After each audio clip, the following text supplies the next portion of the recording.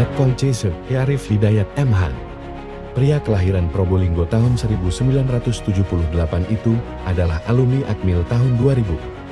Dengan sederet prestasi cemerlang menjabat Komandan Kodim 0418 Palembang.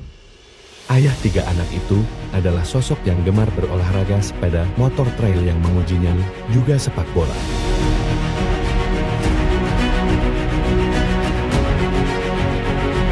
Selama menjabat Kodim 0418 Palembang, Letkol C.